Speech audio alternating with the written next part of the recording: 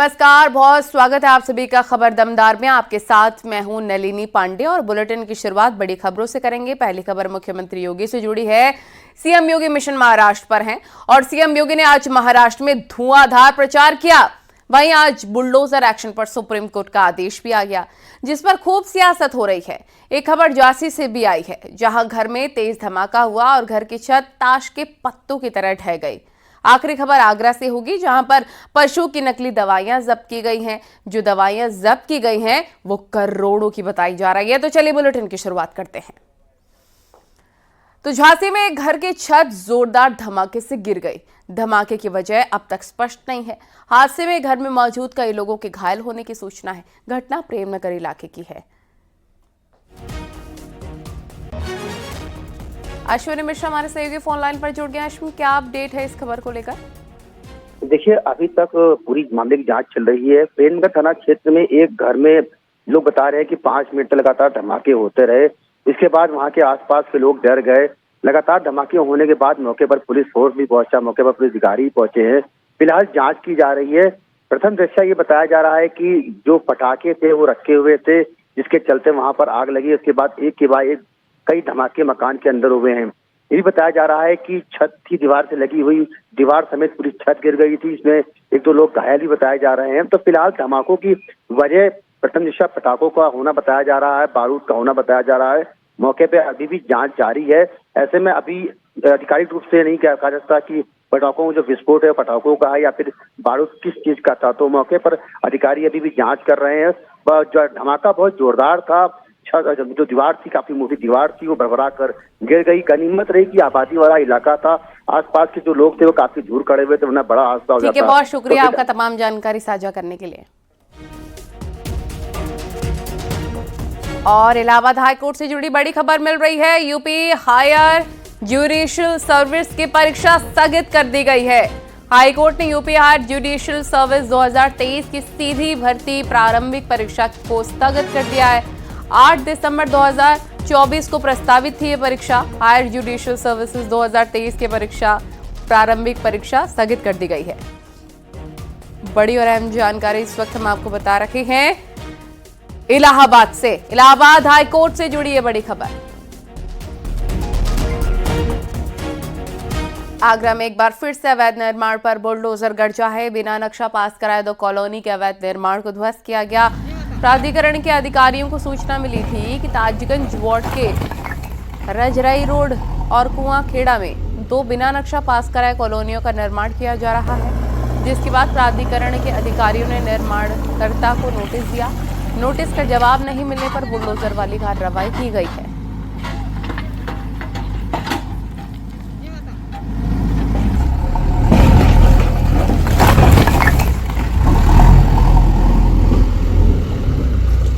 और हरदोई में अतिक्रमण पर बुलडोजर वाला एक्शन हुआ है। तय मियाद के बाद भी जब दबंगों ने अतिक्रमण नहीं हटाया तो बुलडोजर वाली कार्रवाई हुई।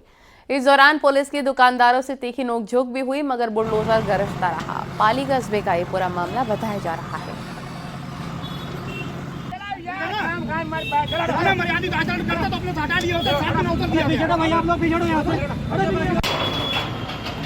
और आगरा से बड़ी खबर, जहां पुलिस ने ड्रग विभाग के साथ मिलकर 2 फैक्ट्रियों पर छापा मारा। इस रेड में मौके से करोड़ों की पशुओं की नकली दवाइयां और मशीनरी मिली है। पुलिस ने 8 लोगों को हिरासत में लिया। थाना सिकंदरा क्षेत्र के शास्त्रीपुरम स्थित एक मैरिज होम के अंदर नकली दवाइयों की फैक्ट्री की सूचना पुलिस को मिली। ये फैक्ट्री सौरभ दुबे नाम के शख्स के नाम पर रजिस्टर्ड थी। इसी के बराबर एक और नकली दवाइयों की फैक्ट्री घर के अंदर चल रही थी। इस फैक्ट्री को अश्विनी गुप्ता चला रहा था। सौरभ और अश्विनी दोनों जीजा साले हैं। पुलिस पूछताछ में पता चला कि लगभग 1 साल से इस काम को अंजाम दे रहे थे।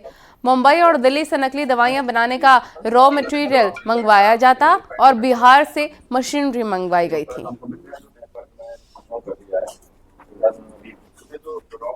यहाँ पर जैसा कि आप देख रहे हैं, सारी मशीनरीज जो पैकेजिंग और मैन्युफैक्चर के लिए यूज होती हैं, रॉ मटेरियल्स हैं, और शीशी बोतल्स, पैकिंग मटेरियल और फिनिश्ड गुड, हर तरह का पूरा सामान केवल यहाँ पे नहीं दूसरे प्रेमाइस पे भी है। और अभी ड्रग्स विभाग जो इसका नोडल होता है इन दवाइयों के लिए, उसके द्वारा उनको सूचना देकर के उनको बुलाया गया। उनके द्वारा इसकी पूरी इन्वेंटरी सूची बनाई जा रही है कि कितनी दवाइयाँ हैं। ज़्यादातर दवाइयाँ इसमें इंजेक्शन और इन्फेक्शन और पेन किलर्स के तौर पर यूज होती हैं जानवरों में, वेटनरी की दवाइयाँ हैं। और पूरी सूची बनाने के बाद आप सभी के साथ शेयर की जाएगी। अभी तक जो दोनों फैक्ट्रियों के संचालक हैं उनको हिरासत में ले लिया गया। यहाँ जब छापामार कार्रवाई की गई तो भारी मात्रा में इनके द्वारा पशुओं की दवाएं बनाई जा रही थी, जिसमें एंटीबायोटिक दवाइयाँ हैं, जानवरों की जो कीड़े की दवाइयाँ हैं, दर्द निवारक दवाइयाँ हैं, एंटीबायोटिक दवाइयाँ हैं, ये सब इनके द्वारा अवैध रूप से बनाई जा रही थी। पूछताछ में इनके द्वारा सौरभ दुबे और अश्विनी गुप्ता दो मेन एक्यूज्ड हैं जो इनकी फैक्ट्री के संचालक हैं। इनके द्वारा बताया गया कि रुड़की में और काशीपुर में इनके पास लोन लाइसेंस है, जो दवा बनाने का उनका लोन लाइसेंस है, परंतु वहाँ दवाई न बनाकर वो इलीगल अवैध रूप से आगरा में दवा का निर्माण कर रहे थे, जो कि बिल्कुल पूर्णतः अवैध और इलीगल है। और अमेठी से 3 तलाक का मामला सामने आया है, जहां पर दहेज की मांग पूरी ना होने पर पति ने पत्नी को फोन पर 3 तलाक दे दिया। 3 तलाक के बाद पत्नी थाने पहुंची, मामले की शिकायत की। अब पुलिस जांच में लग गई है। पीड़िता ने बताया उसका 7 साल का बेटा भी है, जिसकी परवरिश करने वाला कोई नहीं। ये मामला जामो थाना क्षेत्र के खनई का है, जहां पूर्वा हसनपुर गांव में पति पर पत्नी को 3 तलाक देने का आरोप लगा है। सर, मैं ये चाहती हूँ कि हमारे पास एक बच्चा 7 साल का है, हमको न्याय मिले। हम बच्चा लेकर कहाँ जाएंगे? हमारे पास न बाप है न कोई है, एक भाई है, मैं किसके पर सहारे पलूंगी? अपने बच्चों को कहाँ से पढ़ाऊंगी, कहाँ से लिखाऊंगी? मुझे न्याय चाहिए। और सुल्तानपुर से खबर, जहां नगर कोतवाल ने गुस्से में अपना आपा खो दिया और बीच सड़क अपने ही वर्दी फाड़ने लग गया। दरअसल किसान समस्याओं को लेकर कलेक्ट्रेट गेट पर कांग्रेस प्रदर्शन कर रहे थे और इसके बाद नगर कोतवाली नारद मुनि सिंह उन्हें समझाने पहुंचे। कांग्रेसी से नोक-झोंक ने बीच गुस्से में आए नगर कोतवाल ने बीच सड़क अपनी ही खाकी वर्दी को फाड़ने की कोशिश की। नगर कोतवाली का ये वीडियो बताया जा रहा है। लाइट चल रही है, लाइट चल रही है, इधर लाइट चल रहा है। गाजियाबाद में वकीलों पर हुए लाठीचार्ज के मामले की अगर बात करें तो ये मामला शांत नहीं हो रहा है। अब आगरा में वकील गुस्से में है। पश्चिमी उत्तर प्रदेश जनमंच के अधिवक्ताओं ने दीवानी परिसर में मानव श्रृंखला बनाकर प्रदर्शन किया। इनका कहना है कि अगर आरोपी पुलिसकर्मियों पर कार्रवाई नहीं होती है तो आंदोलन और उग्र होगा।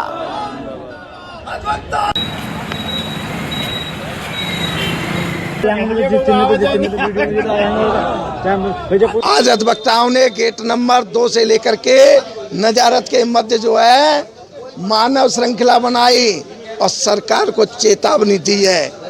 जिन निहत्थे अधिवक्ताओं के ऊपर पुलिस द्वारा बर्बर लाठीचार्ज किया गया था, उन्हें बर्खास्त कर उनके विरुद्ध मुकदमा दर्ज कर उन्हें जेल भेजा जाए।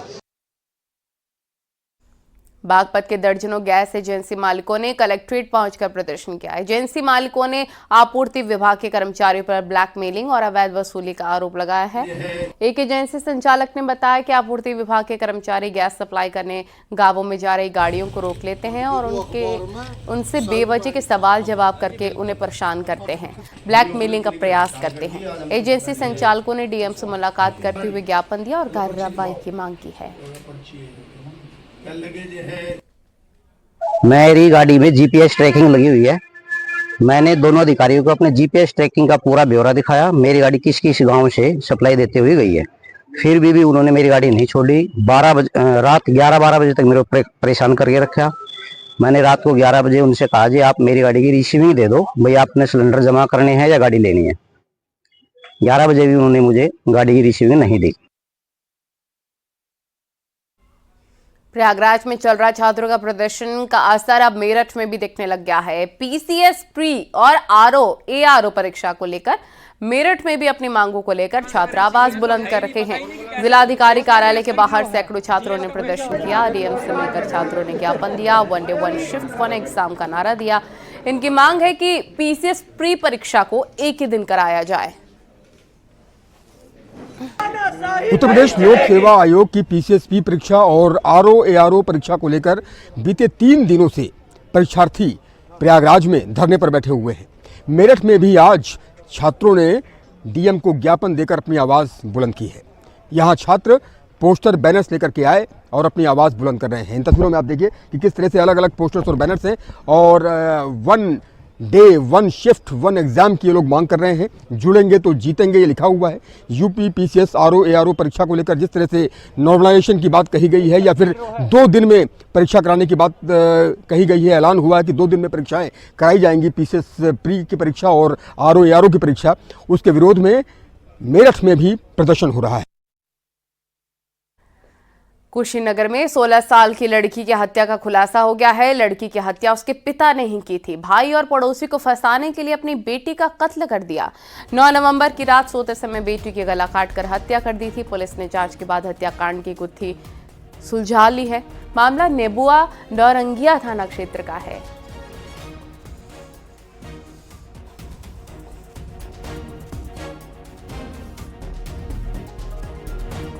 किशोरी की हत्या का खुलासा, उसके पिता ने ही उतारा था मौत के घाट। बड़ी खबर आपको बता रहे हैं। भाई और पड़ोसी को फंसाने के चक्कर में मर्डर। सीएम योगी आज भी महाराष्ट्र के दौरे पर हैं, जहां सीएम योगी ने ताबड़तोड़ रैलियां की हैं और विपक्ष पर जमकर प्रहार किया। सीएम योगी ने कहा कि कांग्रेस को हिंदू भावना की चिंता नहीं है। कांग्रेस की 4 पुश्तें भी कश्मीर में अनुच्छेद 370 को फिर से लागू नहीं कर सकती। महाराष्ट्र में सीएम योगी ने चुनाव प्रचार के बीच वाशिम जिले के जगदम्बा माता मंदिर में जाकर दर्शन पूजन किया है। मां भगवती का आशीर्वाद लिया है। मंदिर और पुजारियों से सीएम योगी ने बातचीत की। मंदिर के मुख्य पुजारी ने सीएम योगी को तिलक भी लगाया है।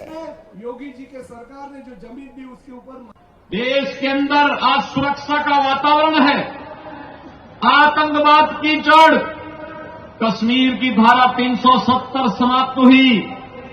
कांग्रेस अभी फड़क रही है कि इसको फिर से लागू किया जाए, लेकिन प्रधानमंत्री मोदी जी ने कह दिया है कि कांग्रेस की 4 पुश्त भी कश्मीर में धारा 370 को फिर से लागू नहीं कर सकती। आज देश के अंदर वर्ल्ड क्लास इंफ्रास्ट्रक्चर बन रहा है। Highway, railway, metro, IIT, IIM, AIIMS, 1 district 1 medical college, हर घर नल की योजना जैसी योजनाएं भी लागू हो रही हैं। तो गरीबों के कल्याण के लिए भी अनेक कार्यक्रम देश के अंदर चल रहे हैं। IIT, IIM, AIIMS, 1 district 1 medical college, हर घर नल की योजना, गांव-गांव की बेहतरीन कनेक्टिविटी, यह गरीब के लिए आवास, पीएम आवास योजना में आवास, 80 करोड़ लोगों को फ्री में राशन की सुविधा, 70 वर्ष से ऊपर के हरेक बुजुर्ग को प्रतिवर्ष 5 लाख रुपए की फ्री में स्वास्थ्य की सुविधा उपलब्ध करवाने का कार्य हो, या फिर अन्य अनेक गरीब कल्याणकारी योजनाएं, यह तो मोदी जी के नेतृत्व में भारतीय जनता पार्टी की सरकारें कर रही हैं। लेकिन साथ साथ गरीब कल्याण भी है, विकास भी है, सुरक्षा भी है, सुशासन भी है, तो विरासत के प्रति सम्मान का भाव। बुलडोजर एक्शन पर सुप्रीम कोर्ट ने जो गाइडलाइन जारी किए हैं उसको लेकर राजनीति तेज हो गई है। सुप्रीम कोर्ट का फैसला देश में हो रहे बुलडोजर एक्शन पर आया है, जिसमें कोर्ट ने साफ कर दिया है कि अपराधी होने के कारण किसी का घर गिराया नहीं जा सकता।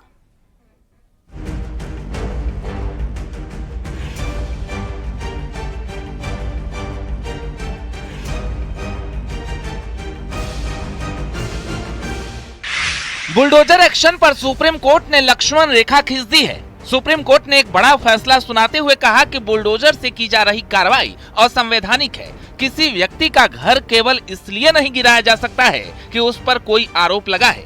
कोर्ट ने कहा कि आरोपों पर फैसला न्यायपालिका का काम है, कार्यपालिका का नहीं। बहुत ऐतिहासिक फैसला है ये अपने आप में। एक बुलडोजर एक चुनावी प्रक्रिया का सिंबल बन गया था, एक इनजस्टिस का सिंबल बन गया था, उसको रोक दिया गया है। कोर्ट ने शासन को याद दिलाया है कि एक सेपरेशन ऑफ पावर है हमारे संविधान में, और न्याय करना, सजा देना, ये अख्तियार सिर्फ और सिर्फ जुडिशरी का है, शासन का नहीं। हालांकि सुप्रीम कोर्ट ने यह भी साफ किया है कि ये गाइडलाइंस अवैध तरीके से किए गए कब्जे पर लागू नहीं होगा, लेकिन अगर घर गिराया जाता है तो अधिकारी को साबित करना होगा कि यही आखिरी रास्ता था। जब तक कोई दोषी करार नहीं दिया जाता है तब तक वो निर्दोष है। ऐसे में उसका घर गिराना उसके पूरे परिवार को दंडित करना हुआ।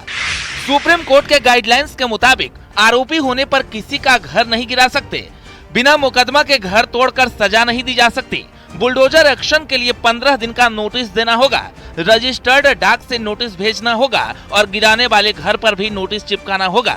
नोटिस के बिना घर नहीं गिराया जा सकता। कलेक्टर और डीएम को नोटिस की जानकारी होनी चाहिए। एक्शन की पूरी जानकारी नोटिस में होनी चाहिए। अवैध तरीके से अगर घर तोड़ा जाता है तो उसे मुआवजा मिले। गलत कार्रवाई करने वाले अधिकारियों को सजा मिलनी चाहिए। सरकारी शक्तियों का दुरुपयोग नहीं हो सकता। सुप्रीम कोर्ट ने अपने फैसले की शुरुआत में कहा, अपना घर हो, अपना आंगन हो, इस ख्वाब में हर कोई जीता है। इंसान के दिल की ये चाहत है कि एक घर का सपना कभी न छूटे। इसके बाद सुप्रीम कोर्ट ने बुलडोजर एक्शन के लिए गाइडलाइंस जारी किए कि क्या इस तरह के और वायलेशंस हैं या एक सिंगल वायलेशन है। जब उस वायलेशन को आप डिटरमिन कर रहे होंगे तो उस प्रोसेस में आप ये देखेंगे कि क्या ये कंपाउंड हो सकता है। इसका मतलब ये हुआ कि क्या उसका हर्जाना देकर अथॉरिटी को इसको रेगुलराइज किया जा सकता है। दूसरी चीज ये देखेंगे कि क्या वो पार्शियल इंक्रोचमेंट है, घर का कुछ हिस्सा इंक्रोच्ड है, बाकी हिस्सा रेगुलर है, या फिर आप फाइनली तब देखेंगे कि नहीं ये सब करके नहीं हो सकता, फाइनली तोड़ना ही पड़ेगा। तो उस बैकग्राउंड में आप ये फैसला लेंगे कि इस घर को तोड़ना है। फिर ये डिसीजन जाएगा कलेक्टर के पास। कलेक्टर उस पर नोडल ऑफिसर अपॉइंट करेगा। जो एग्रीव्ड पर्सन है उसको नोटिस दिया जाएगा। उत्तर प्रदेश, मध्य प्रदेश और राजस्थान में लगातार बुलडोजर एक्शन के बाद जमीयत उलेमाए हिंद ने सुप्रीम कोर्ट में याचिका लगाई थी। आरोप लगाया था कि बीजेपी शासित राज्यों में मुसलमानों को निशाना बनाया जा रहा है और बुलडोजर एक्शन किया जा रहा है। हालांकि केंद्र सरकार ने दलील दी थी कि किसी की भी प्रॉपर्टी सिर्फ इसलिए नहीं गिराई गई है क्योंकि उसने अपराध किया है। आरोपी के अवैध अतिक्रमण पर कानून के तहत एक्शन लिया गया है। अब सुप्रीम कोर्ट के गाइडलाइंस के बाद इस पर राजनीति भी तेज हो गई है। Bureau report, news 18।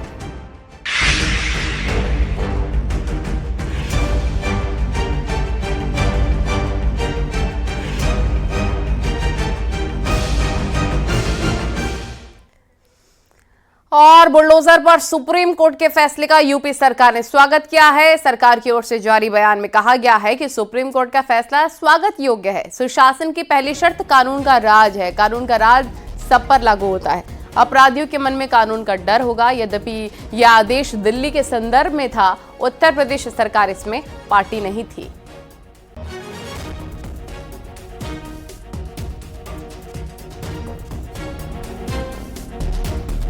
एसपी अध्यक्ष अखिलेश यादव ने कानपुर के सीसामऊ में एसपी प्रत्याशी के समर्थन में जनसभा को संबोधित किया।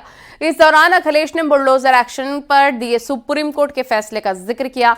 अखिलेश ने कहा, जो घर तोड़ना जानते हैं उनसे क्या उम्मीद आप करोगे। सोच सकता है कि सुप्रीम कोर्ट ने सरकार पर 25 लाख का जुर्माना लगाया है।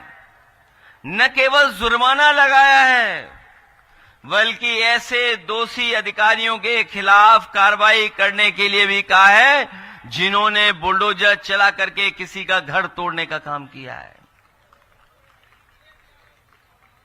जो घर तोड़ना जानते हैं उनसे क्या उम्मीद करोगे आप। जो घर तोड़ने में सेकंड न लेते हो उनसे क्या उम्मीद करते हो। कम से कम आज के बाद उनका बुलडोजर हमेशा हमेशा के लिए खड़ा हो जाएगा गैराज में। अब किसी गरीब का घर नहीं टूटेगा। और जो फैसला देते समय पढ़ा उन्होंने अपनी लाइनें, अपना घर हो, अपना आंगन हो।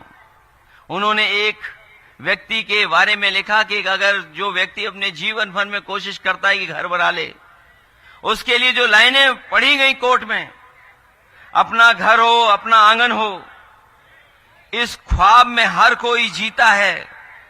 इंसान के दिल को ये चाहत है कि एक घर का सपना कभी न।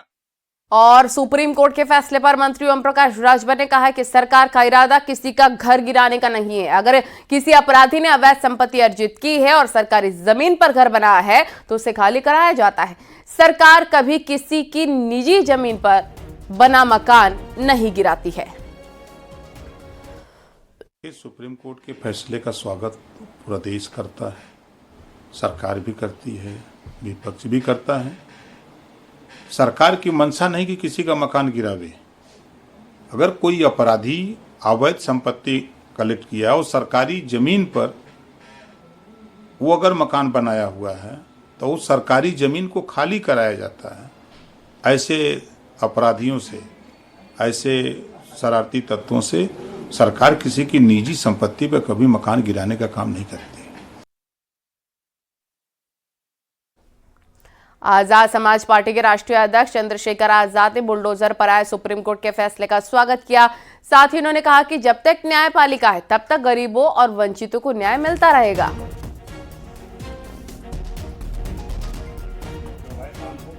बिना दोष साबित हुए जिस तरह से बुलडोजर चलाया गया है, तो जिन अधिकारियों ने सरकार को खुश करने पे किया है उन सख्त कार्रवाई अगर कोर्ट एक बार कर देगा तो मुझे लगता है दोबारा किसी के सपने में भी बुलडोजर नहीं आएगा। दूसरा, जिनके ऊपर कार्रवाई उनको मुआवजा मिले, ये बहुत महत्वपूर्ण है कि माननीय सर्वोच्च न्यायालय ने गरीबों के और सरकार द्वारा सताए गए लोगों को, जो बड़े पैमाने पे दलित, पिछड़े और मुस्लिम समाज के हैं, उनको न्याय दिलाने के लिए उनकी पीड़ा को समझ के जो फैसला दिया, मैं इसका स्वागत करता हूं। कानपुर में डेप्टी सीएम केशव प्रसाद मौर्य का अखिलेश यादव पर हमला, कहा है कि 2047 तक अखिलेश की कुंडली में सीएम बनने का योग नहीं है। ग्वालटोली इलाके में रोड शो के दौरान केशव ने बयान दिया। 2027 में फिर से तीसरी बार उत्तर प्रदेश में भाजपा सरकार बनने जा रही है। जब मैं श्री अखिलेश यादव जी को एक बार माननीय खड्डा जी सदन में मौजूद थे, वहां मैंने कहा एक हमारे बहुत अच्छे ज्योतिषी हैं, नाम नहीं बताऊंगा, कानेपुर के, उन्होंने बताया कि 2047 तक श्री अखिलेश यादव जी के कुंडली में अब मुख्यमंत्री बनने का योग नहीं है। अलीगढ़ की खैर विधानसभा के उपचुनाव में राज्य मंत्री रघुराज सिंह ने बड़ा बयान दिया है और कहा है कि बड़े बड़े ऋषि मुनियों ने लिखा है कि सिर्फ हिंदुत्व बचेगा, बाकी सब साफ होगा। 200 करोड़ विश्व की आबादी में केवल 100 करोड़ लोग बचेंगे। जहां श्री राम और श्री कृष्ण का जन्म हुआ, विश्व में भगवान ने कहीं जन्म नहीं लिया, सिर्फ यूपी में जन्म लिया है। ये लड़ाई एमएलए एमपी की नहीं है, हिंदुस्तान की रक्षा और बहन बेटियों की सुरक्षा की है। मैं पुरजोर साबित करता हूँ और बहुत ही संघर्षशील व्यक्तित्व 2038 तक में आज आपको मंच से घोषणा कर रहा हूँ, विश्व होगा। बड़े बड़े ऋषि मुनियों ने लिखा है और केवल हिंदुत्व बचेगा, बाकी सब साफ होगा। 200 करोड़ विश्व की आबादी है, केवल 100 करोड़ लोग बचेंगे जहां भगवान राम, भगवान कृष्ण ने जन्म लिया। विश्व में भगवान ने कहीं जन्म नहीं लिया, केवल उत्तर प्रदेश में जन्म लिया।